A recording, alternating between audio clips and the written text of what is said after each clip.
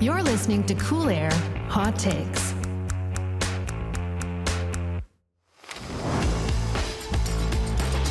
Welcome to Cool Air Hot Takes, a podcast about anything and everything from the energy sector to the built environment. We're your hosts. This beautiful gentleman to my left is Charlie. I'm Dan. Thanks for joining the show.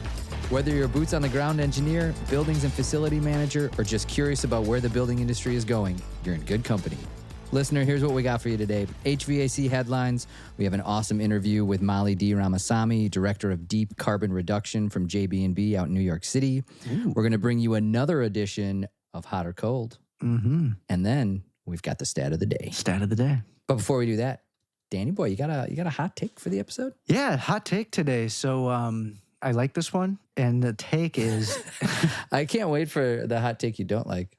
Hot take is chillers do not need VFDs to unload. Why am I saying this? Why am I talking about this? This comes up all the time. I've been in the chiller world for my whole career. And I think there's a conception out there that you need a VFD on a chiller for it to be able to turn down from a capacity standpoint. And that is just not the case when it comes to centrifugal chillers.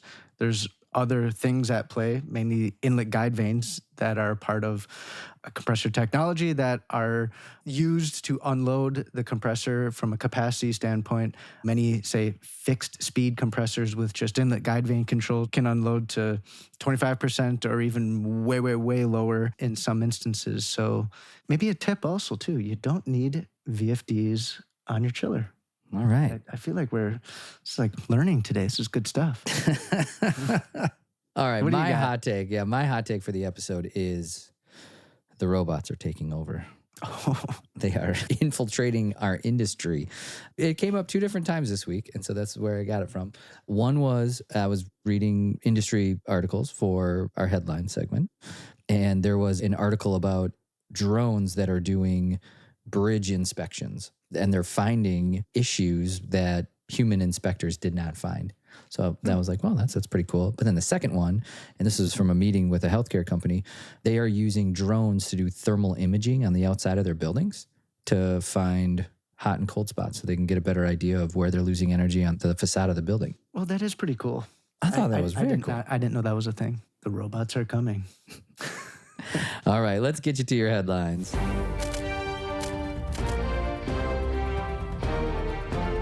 HVAC headlines. Your news today. All right, listener. It's 6 o'clock in New Delhi. Here's your headlines. First headline, EPA taps the brakes on refrigerant transition. So this one's from ACHR News. Not a big surprise that there's change going on with the current administration and the EPA. How this is working is the new EPA administrator announced that they are reconsidering, keyword, they're reconsidering the technology transition rule that was part of the AIM Act of October in 2023. So that was the rule that essentially phased out 134A and 410A in stationary HVAC equipment, which is all of the equipment that we use on the commercial side. So everything from rooftop units to chillers. The phase-out dates for that rule, though, for our equipment was 2025 for most of our equipment. So we've already transitioned our equipment away from 134A and 410A. So it seems a little unlikely that we would revert back at this point, right? But there are other industries like supermarkets, convenience stores that have future transitions. So between 2026 and 2028. And those sub-industries are the ones that are pushing for this reconsideration. So when this first came out, we got a ton of emails like, hey, what are we going to do? Are we going back to 410A? Do we not have to worry about A2Ls? The update, there's no final rule yet, but there's lots of bylaws and lots of process that needs to be followed as part of the AIM Act. It doesn't look like the entire rule is going to get repealed, but I think parts of it might change. All right, but on top of that, the AIM Act does not preempt state law. So any changes to the AIM Act would not affect areas where states have already set their own transitions. So most notably, California, state of Washington, and New York. Do you remember the refrigerants episode? I think it was Randy. Randy in Chicago was asking if we could get R22 back. Yeah. Good old Randy. Friend of the show. We're not bringing back R22, but maybe 410A in some applications. Something to watch out for. Headline number 2. This one's a little listener beware. active ventilation can reduce bioaerosol risks in public restrooms. This is more of a PSA. I would like to make sure all the designers out there hear this one. This one is from News Medical. Okay, so a new study published in Risk Analysis, they found that bioaerosol concentrations of two different bacteria, E. coli and Staphylococcus aureus, exceeded acceptable levels established by the Center of Disease Control after toilet flushing. Okay. And inhaling these biological particles can produce symptoms like abdominal cramps, nausea, diarrhea, and vomiting. Sounds like me on a Sunday morning. Which then, it's a cyclical problem here. Yeah, I feel like this is something I just don't want to know about. No, but what we're trying to tell people is if you're designing bathrooms, please ventilate them properly so that we don't have to deal with this. I agree. Speaking for everyone, please adhere to that advice. Up next, special guest Molly Dee-Ramasamy, director of the Deep Carbon Reduction Group at JB&B. She joins us to talk all things decarbonization.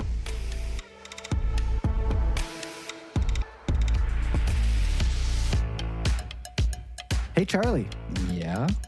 Have you met my new friend, HVRF? Nope, but I love new systems. What you got? Well, meet the world's only two-pipe hybrid VRF system for simultaneous cooling and heating with heat recovery. It reduces the overall amount of refrigerant, making it easier to comply with ASHRAE Guideline 15. Well. Where do I find out more?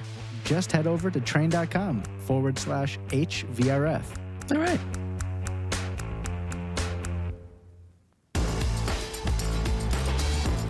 All right, Molly, welcome to the show. Thank you for coming on and joining us for a little bit. Thanks, Charlie. Appreciate it. I'm glad to be here.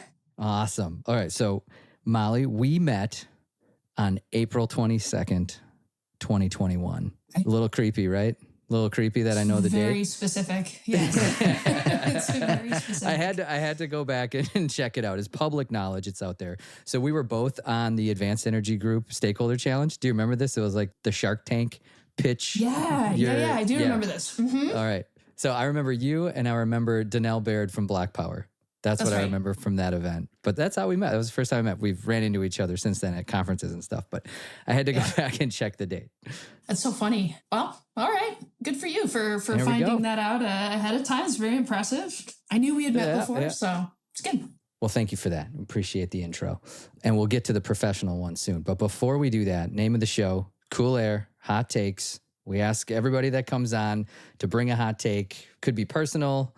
What is your hot take for the episode? Let's see. My hot take for the episode is that the energy transition is not a curse, even though it can feel very difficult. In fact, it's an opportunity that we should all lean into and hopefully is going to turn out better for the world overall. That's my hot take. Not a curse. I like it. A welcome challenge. So for the people that do think it is a curse, what are your words of wisdom for them? What's the silver lining that they should be looking at? That's a great question. I mean, I think the opportunity is to innovate, to do new things, to kind of set the stage for the next however many 10, 20, 30 years of how we build buildings, how we operate buildings, how we think about the contribution from buildings. It's a pretty exciting time to be in the industry. It's hard. It's a hard time. Certainly the challenges are very real, definitely not discounting that at all. But at the same time, HVAC, at least, and many of the consulting engineering type trades have been done the same way for so long. And now we're at a place where it's been a complete and total evolution of how we think about these things. And I think that's an interesting and engaging place to be. Yeah, I'm gonna see your hot take with a previous hot take and get your opinion on it. So the first person that we interviewed, his name's John Horn. He's a managing partner at a venture capital firm, and he said his hot take when he came on was that the HVAC space is going to change more in the next 5 to 10 years than it has in the past 100. I would agree with that. Yeah. Yeah. All right. Yes. Anything stand out in your head? You're like, I think this is going to change, or I think this is going to be the culprit. Well, I mean, the big thing now, or that has been going on, I would say, like in the past 5 years, it's gained a lot of traction, is the integration of heating and cooling systems, right? For 100 years, heating systems and cooling systems were kept completely separate equipment, separate distribution systems, separate everything. And now everybody's kind of like, hey, wait a second. Why are these things completely separate? Why aren't we recovering heat? Why aren't we getting more creative about where heat is in a building and how we can reuse it? And so that leads to the integration, right? The crossover of these systems working together in a way they never have before. So I think that has changed things significantly already. And then moving into the future, buildings don't really interact with the grid very much yet. And I think they're going to need to interact with the grid for things to really be successful. And so there's a whole thing that I think could potentially happen in that space that's coming, that hasn't quite hit yet, but people are starting to understand the importance of. Yeah, absolutely. All right. Well, that's kind of leading into your role. So let's get into that. So you work for JB&B. You are the director of deep carbon reduction. And for the listeners out there, if you've never heard of JB&B, they are at the forefront of engineering in this company. They work on some of the most high profile real estate in the world. So Molly, what is your role with JB&B? What are you doing? So I am the director of the Deep Carbon Reduction Group. And our role within JB&B as a firm is all things energy, sustainability, carbon emissions reduction. And we do everything from strategic planning, right? 30-year time frame, decarbonization, strategic outlook type stuff, all the way to the very, very specific compliance-related energy local law tasks that your listeners in New York and Boston will be super familiar with. So that's what our team does. My role on the team is largely strategic. I actually founded the team with my colleague, Chris, and we've been building it really from the ground up for the past 5 or 6 years. And so a lot of the thinking around strategic decarbonization, a lot of the work in city and state government, right, kind of figuring this stuff out from a working group standpoint are the things that I've been involved in. And just working to build a process and set of services for JB&B that really meets this need in the industry, which is very real, to have concrete engineering-based energy and carbon analysis to help people get where they're going. So you created this group. I'm assuming there was a catalyst from it. What was it that has changed over time? Like, you've been in the industry for a decade plus. Mm-hmm. What has changed over your time in the industry that got you to the point where you're like, we need to create this team? So I do a majority of my work in New York City. That's where our headquarter office is. And anybody who's in New York will know about Local Law 97, right? For those of you that are not in the New York area who haven't necessarily heard of this, Local Law 97 is a building performance standard, and it caps carbon emissions for buildings. And so in about 2019, I want to say, this local law was introduced, and that was the catalyst. It changed everything. The way that people were going to think about the metrics of performance for buildings, it used to be energy cost. And so that was a radical shift over specifically to emissions that are produced by a building. And, the reason it really moved the industry, I think, was because it's very much a stick in that you have large financial penalties associated with non-compliance with your prescribed limits. So when that started to come about, it became very clear that people were going to need a different take on energy and carbon analysis, because this stuff it's not new. I mean, it's been going on for a long time, energy code, modeling, things of this nature, but it needed to be different. It needed to be more about the real performance day to day, the real utility, rather than something that you're doing at the beginning of construction that's based on an energy model. So when you're working with clients today in this group, what are the outcomes that clients are asking of you? So primarily, we're looking at long-term decarbonization, which effectively translates to electrification. The rate at which different buildings can or will electrify changes, right? Not all electrification is created equal, but you do have to probably get to an electrified future to meet that net zero decarbonization goal. And so our clients are planning for somewhere along that pathway between now and 2050. There's a lot of partial electrification. Some folks are going all in and they're signing up for full electrification. It's a lot easier to get there with new design. But we've got clients that are also on the forefront in the existing building market that are thinking about how to get fully electrified by 2050 to meet their own internal goals, but also the requirements of things like Local Law 97. Give us an idea, though, like the long-term goal versus it sounds like there's penalties, and I'm assuming it ratchets in terms of your cap over time. It does, yeah. So how do you balance out the short-term penalty avoidance with the long-term goal? That is the name of the game. So that's the reason, that's the reason I have a job, basically, is because it's hard. It's hard. It's really difficult to figure out what the right mix of low and no cost energy efficiency work that you might want to do up front versus the big capital intensive infrastructure renovation type stuff that eventually will need to happen to get to a fully electrified future. And it's a moving target, right? So you have these policies that are driving things at the city level. Obviously, there are influences from state and federal levels, which change with time, right? We're seeing that right now.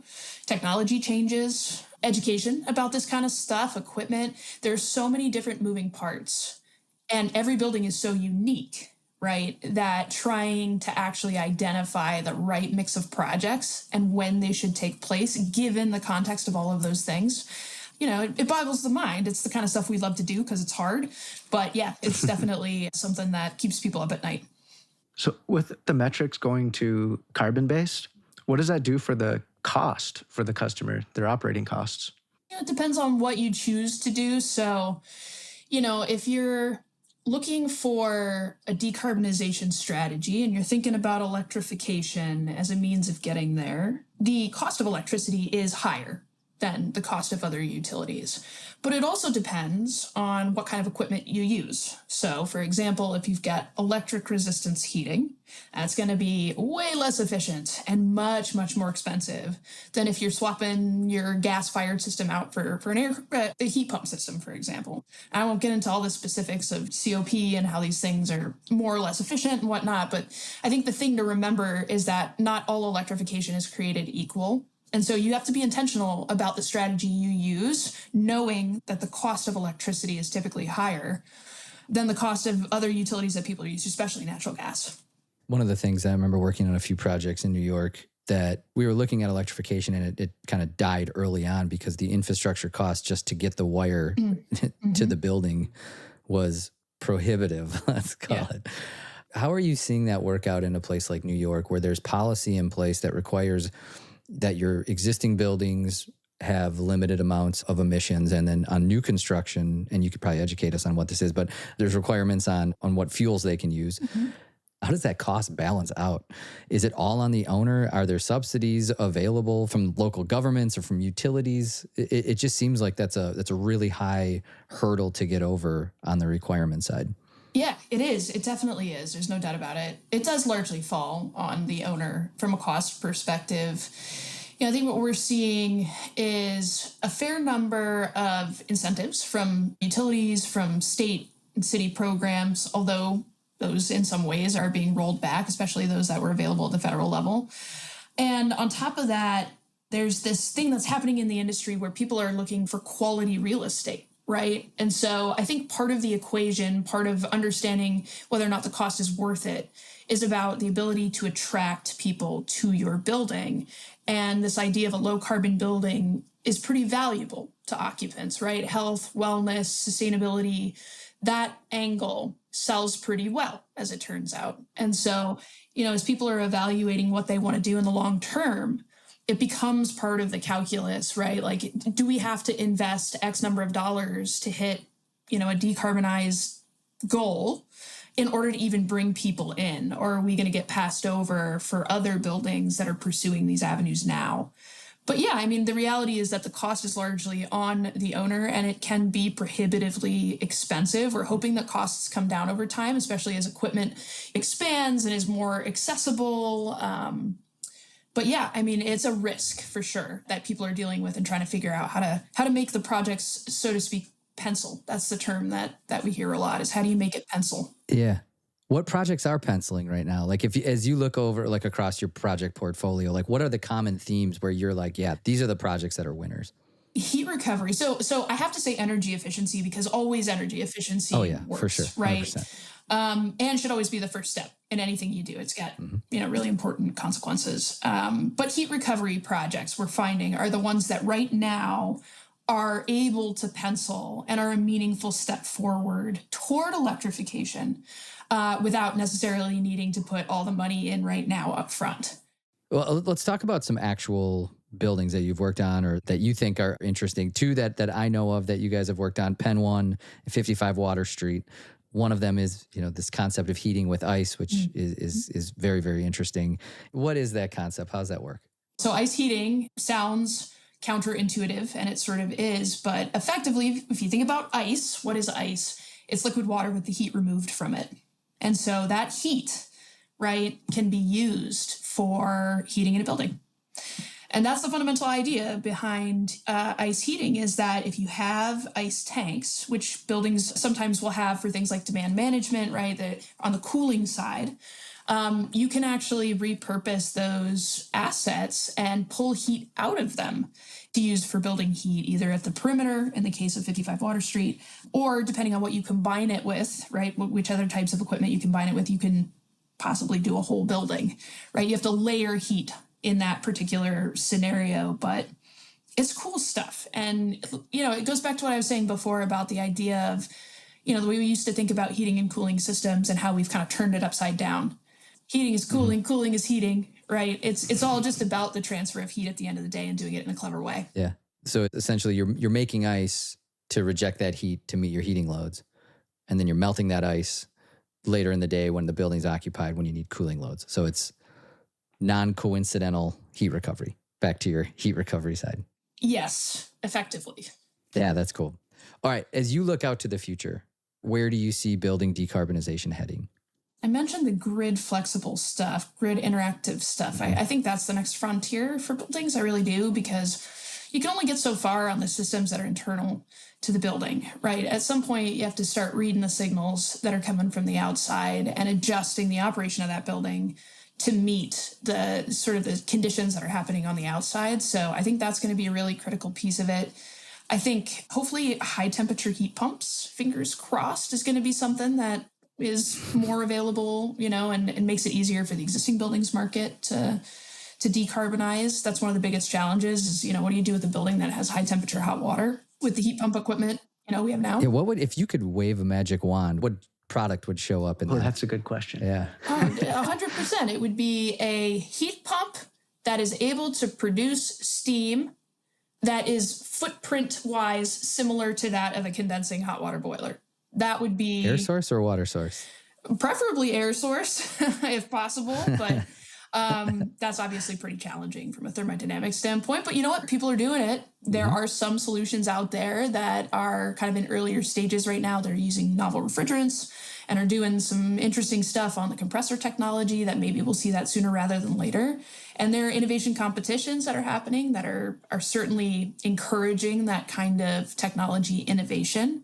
But yeah, I mean, that would be the solution to a lot of New York City building problems. If you could get a small footprint air source heat pump that produces steam, that's like the holy grail. Do you think is there a COP that would make sense, like above or below that would or would not make sense? I think in general, you want to be, so air source heat pumps now on average in heating, right? 2.5 maybe. So I think you want to be around there or better, preferably to make it worthwhile. You set a pretty high bar there, Molly. I would say our listeners now, we got to go start designing stuff. Yeah, well, that'd be great. All right. So last question here. Yeah. New construction side. Mm-hmm. If you have a blank canvas, what would your recommendation be to designers out there that are looking towards the future? How do you build the building of the future? What are the key parameters that you're designing around?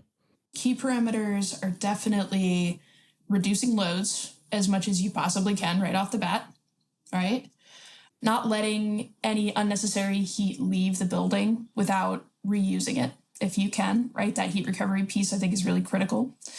Probably then I would say a partial electrification solution in the interim with a plan for a full electrification solution in the long term. And the timing on that is going to depend on a bunch of different parameters like we talked about before. And then understanding the need to actually probably put up some additional capital for building intelligence beyond what is typical, beyond your building management system, even your typical energy management system, I think is probably not going to be enough for buildings of the future. We need that next level interactivity, which I talked about before. I love it. That's great. Thanks. Very interesting. Molly, thank you so much for coming on. That was awesome. Great conversation. Yeah. Enjoyed having you on the show. Thank you. Thanks for having me.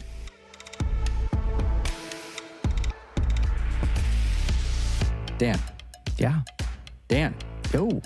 you paying attention? Oh, I'm here. I'm all here. All right, this is a good one. All right. Train Design Assist.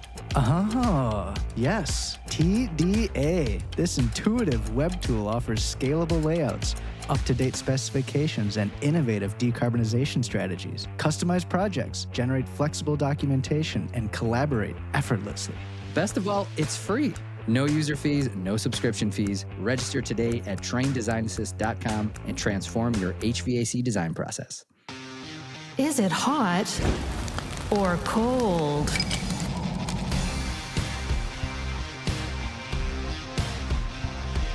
All right, listener, in honor of Molly being our guest this week, we are bringing back one of our favorite segments, Hot or Cold, but we're going to do the decarb edition.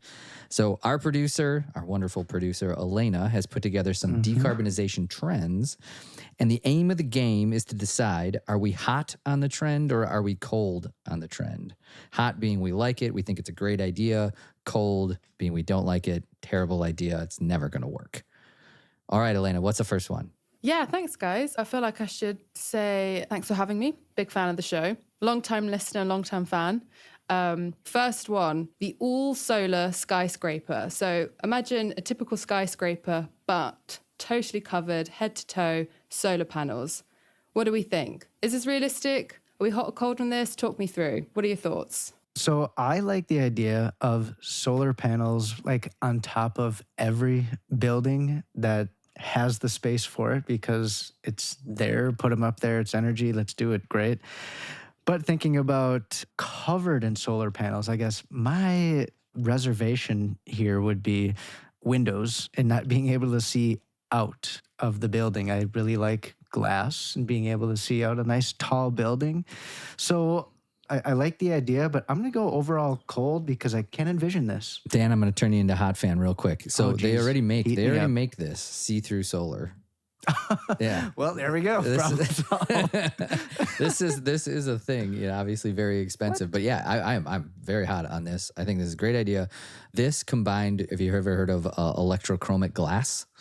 I have, but you should educate the listener. It's glass that changes its tint based on how much light is going through it, and you can program it in different ways. So during the winter, if you actually want heat, it'll open up, it'll untint. So to Sounds speak. expensive, but really cool. Very cool. Yeah, it was funded through the IRA in the first iteration. Oh. But anyway, so like Nice. you combine solar glass. I think it's a great idea. Obviously, the barrier is cost. Yeah, definitely. I mean, super cool idea, I guess. It is more feasible than I thought. Hot. I'm hot. All right, cool. Okay, we're hot. Okay, number 2, genetically engineering cows so they don't expel methane. It sounds a bit sci-fi, but it's actually happening. I found a story, they're doing it. But what do we think? Hot or cold? Do we think this is a good decarbonization trend? I'm very cold on this one. Very cold. I think cows burp for a reason. And if we take that away from them, there's consequences that we don't know about that's happening. In general, I'm not genetically engineered cows just doesn't sound good to start with. Genetically engineered cows so they don't burp methane. Yeah, I'm getting further away. I'm cold on this one. I'm not going to depart too much. I guess my initial thought was we have genetically modified foods and animals and that kind of stuff. So I think we kind of more or less know what we're doing. I just didn't want it to affect the steaks. I'm a big beef eater. So as long as it doesn't mess with any of that kind of stuff or the health benefits that I perceive from eating beef. So there goes our vegan crowd. Sorry guys, but to that point about, I'm guessing they expel methane for a reason, and there's gotta be something behind that. So it is interesting, don't get me wrong, but definitely questionable. So I'm gonna land on cold just because I'm worried about my steaks. Okay, cold. Just because we can doesn't mean we should necessarily. Well put. There you go. That's well put. Thank you. Yeah, nice. Okay, next decarbonization trend, point of use combustion carbon capture. So capturing CO2 directly from large emissions like power plants before it's released directly into the atmosphere, transporting it and then storing it. What do we think about this? Hot or cold? I'm going to go first because I think you know more about this than I do. My first takeaway is it just seems like crazy expensive, and I don't even know how that is actually done. I know carbon capture is a thing, but it just seems very difficult. So like hot on the idea if they can do that, make that happen, but to make it actually happen seems insurmountable. And I'm not sure how the whole cost thing rolls up into it. And does that, I mean, if it makes power more expensive, I'm not down. I'm not hot with it. So I'm leaning cold unless you can make me hot again. On the spectrum of carbon capture, I would lean towards hot on this idea. The opposite being like direct air carbon capture, which I'm very cold on. I don't think that's a great use of energy in this country. So going to higher intensity sources and trying to do carbon capture there would be better. But in general, I'm cold on this one. And then the reason is because I think it disincentivizes other technologies that can do a better job at getting to the same outcome. If you're looking for clean power, go somewhere else other than natural gas power plants. Interesting. You're colder on that than I thought you were going to be. Oh. So I think out of those, the hottest one was the all-solar skyscraper. I think that was a pretty easy one right there. But listener, what do you think? We want to hear from you. Do you agree? Do you disagree? Have we missed something? Let us know. coolair.hottakes@train.com. Up next is our stat of the day. Here comes your Stat of the day. Stat of the day. Stat of the day. All right, listener. Today's stat of the day is the top performing S&P 500 stocks over the last 20 years. You got it, Danny boy? 20 years, S&P 500 stocks. Am I going to rattle a couple off now or what? Well, I'm going to give you the baseline here. So the S&P 500 over the last 20 years has grown 400%. Okay? Nice. Okay. All right. Can you guess a couple? You want to throw out a couple? This is hard. Yeah, I mean, like I would think like some tech stuff like Apple, Google, Microsoft. I'm sure chips, NVIDIA obviously would be on there. You know, what's like a big store, Walmart or Amazon or something like that. Okay. Killing it. Any cars? Like is Tesla? I don't know. Like, nope. I don't think they were even incorporated 20 years ago. Oh, very true. Any kind of like heavy industry stuff, but I All right, here we go. You did great. Let's do So it. what do we got? 1, 2, 3, 4, 5, 6, 7, 8. 8. Ready? Okay, I'm ready. Number 8, Amazon. 10,000%.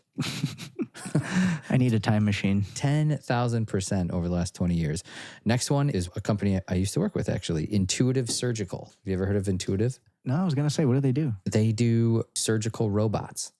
Oh, wow, Which cool. is really cool. So they build these surgical robots that are like super precise. And so a surgeon can use the robot to do surgery, but then they can also do remote surgery. So if you I've have like this seen that. really good surgeon that's at like Mayo, they can do surgery all over the world. I didn't realize that was such a huge thing. I thought it was like a very like cutting edge. I mean, it seems cutting edge. Good enough for a 14,000% increase over the last 20 years. Not too shabby. All right, next one, Monster Energy. Didn't see that one coming. That's a surprise. 15,000%. So that's a lot of energy drinks. Booking.com, 21,000% increase. Apple, 23,000%. TPL, do you know TPL? What's TPL? TPL is a land company. They own land, but they own large swaths of the Permian Basin in Texas. You know, they say it's good to own land. And it's good to own land down there. 30,000% increase. Netflix. Oh, Not a big surprise there, No. but a 54,000% increase. and chill. then a number one, NVIDIA, 93,000% increase in the last 20 years. Man, would you love to own a couple of those stocks back in the day? Stat of the day. Stat of the day.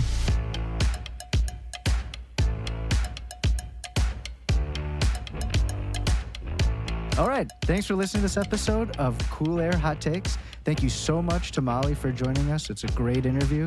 As always, please drop us a line, send us a message. coolair.hottakes@train.com. We want to hear whatever you guys have to say. Your questions, your hot takes, HVAC hacks, funny stuff, whatever you got, send it our way. We're looking for it. And don't forget, if you're a fan of the show, which we hope you are, please like, hit follow. We release new episodes every 2 weeks. Give us a rating and a review if you'd like. That would be awesome. And until next time, Stay cool and keep those takes hot. yeah.